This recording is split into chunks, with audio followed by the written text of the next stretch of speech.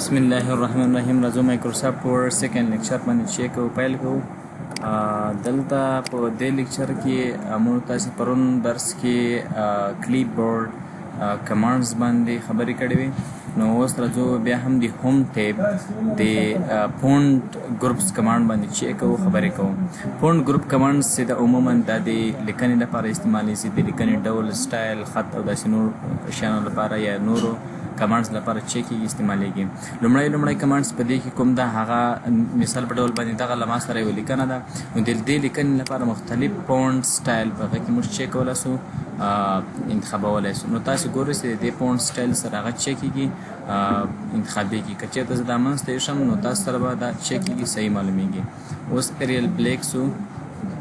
او همدارقم دا ټول فونټونه تاسو کولی شئ په استعمال کې. عموما کوم فونټ چې زیات استعمالیږي هغه اریل ده، اریل بلیک ده او ټایم نیوز رومانس ده. نو اریل بلیک زه ورته انتخابوم او دې سټایل کې زه نوره لیکنه چیک هم کوم. اوس که تاسو چېرته نوره لیکنه کوئ نو هغه لیکنه هم چیکېږي، په همدې شکل کې راځي. مثال په ډول باندې فارمټ پرنټر ته راځم او دا ورته انتخابوم. اوس تاسو نوره لیکنه کوئ، هغه لیکنه به هم په همدې شکل کې یا دا ما سلیکټ شوې لیکنه ورته انتخاب کړم. که چېرته تاسو دلته راشئ په عادي ډول باندې دې ته اریل بلیک انتخاب کړئ، نو بیا تاسو چیک کوئ چې کومه لیکنه کوئ هغه په هغه لیکنه په هغه سټایل کې راځي. خو په عادي ډول باندې موږ دا چیک او اریل انتخاب کړی دی، نو دا په اریل ډول باندې راځي. په کومه لیکنه چې موږ ورته انتخاب کوو او هغه ته خالص هغه جسټ هغه سپیسیفیک لیکنې ته موږ تاسو د فونټ سټایل بدلو، نو بیا به هغه چیک او سلیکټ کوو. لکه دا اوس دلته ما چیک کړی، سلیکټ کړې ده. مثال په ډول دا ما سلیکټ کړې، زه نو دې ته چیک کوم، ټایمز رومانس کوم هغسې دغه ورته انتخابوم، یا دا رقم رنګ ورته انتخابوم، یا دا او یا په دې رنګ کې یا په دې رنګ کې یا دې رنګ کې. نو مختلف رنګونه تاسو کولی شئ چیک کړئ، ورته انتخاب کړئ. نو په سمپل ډول باندې د مړو تاسو کوم هغسې ده. اوس که چې دلته بله لیکنه کوم نو هغه لیکنه به په څه شی وي، په همدې په اریل کې وي، ځکه چې موږ تاسو نورمال چې دا اریل ورته انتخاب کړی. زه دا اریل کوم او نو د موږ تاسو نورمال لیکنه به نو هغه په څه کې وي، په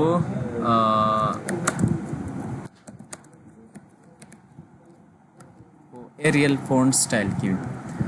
دوهم راځو د فونټ سایز ته. مثال په ډول باندې دا زه غواړم دغه جسټ د الله کوم نیم چې ده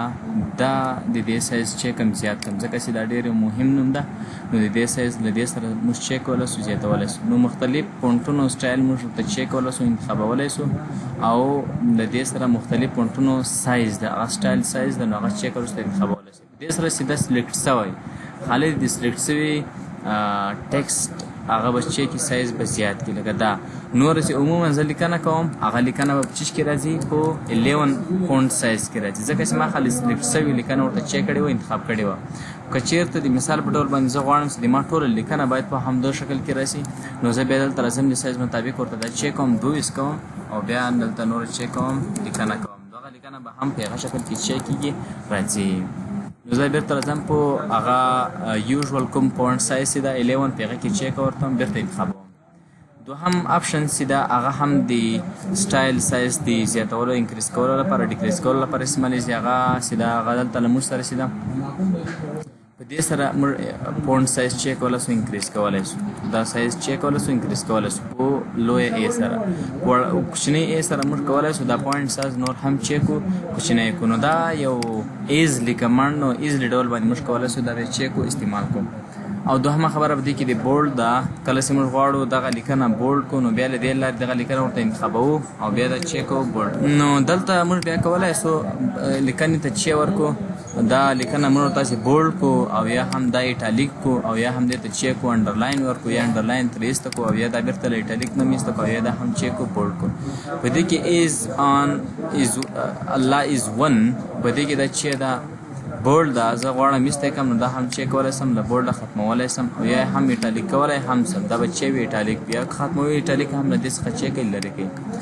په ځینو چیانو کې راځي چې هغه خط پیچ شوي د منلو وړ نه وي. د مثال په ډول باندې یو خط ته چې هغه چې ده د منلو وړ چې ده نه ده، مطلب وټ از اوکې امریکا pupil is pupil America people want Islam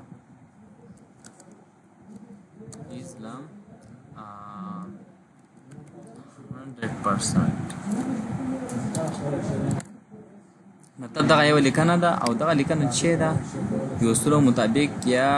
مطلب دا لیکنه صحیح نه ده یا بل سره کم ده یا بل سره کم ده نو په دې باندې موږ چیک او خط کش کوو چې دا لیکنه موږ چې ده صحیح نه ده نو له دې لارې هغه د دې لپاره هم دی د دې چې ده یوزیج ده چې هغه په دې باندې موږ کولی سو یو لیکنه یو ټیکسټ چیک او ایګنور کو او یا د هغه چې وشو یو ډیفرنٹ مطلب یا د هغه مطلب دا چیک وشو چې دا لیکنه له لیکنې سره چې د مخالفه ده یا هم ایګنور ده دریم په دې کې دا x2 او بل څه د x مربع دغه چې لپاره استعمالېږي د دې لپاره استعمالېږي کله چې موږ تاسو میتھمیټکس کوم عملي چې هغه موږ تاسو لیکو نو پیغه عملیو کې چې کېږي دا استعمالېږي مثال په ډول باندې 2x لما سره ده زه غواړم 2x مربع کم نو دې کې باندې به دا کلیک وکړئ او هغه به چې سي 2x مربع به سي دا چې دلته هغه چې کولی سي لیدلی سي زه دا چیک کوم اټوم نو دې سره تاسو 2x مربع هغه چیک کولی سي سره کولی سي او یا مثال په ډول باندې موږ دلته لیکو لوګاریتم د 2x او په قاعده د څو باندې اوس قاعدې لپاره چې موږ تاسو چې لیکو موږ تاسو دغسې نمبر نسو لیکلی خو کله چې موږ دا انتخاب کړو نو هغه بیا چیک کولی سو قاعده هم چیک کولی سو ورکولی سو بل دلته له موږ سره د پونډ کلر ده مثال په ډول باندې دغه لوګاریتم چې دا په پونډ موږ دې ته چیک او بدلوو یا په دې شکل کې کوو یا په دې شکل کې کوو یا هم دې ته بل رقم شکل چیک کوو انتخابوو یا دا شکل کوو یا دا شکل کوو نو ما ورته انتخاب کوس مطلب دا لوګاریتم دې په کوم شکل کې په دې شکل دلته د فونټ کلر مو چیک کولو سره انتخابولی شو بل راځو بیک ګراوند ته مطلب د دې کوم بیک ګراوند چې دا بیک ګراوند چې دا هغه باید په دې شکل کې وي یا هم باید په دې شکل کې وي او یا په دې شکل کې یا په دې شکل کې وي چې هغه مطلب دلته لري یا هیڅ کلر ونه لري نو تاسو دا چیک کولی سئ انتخابولی سئ او بل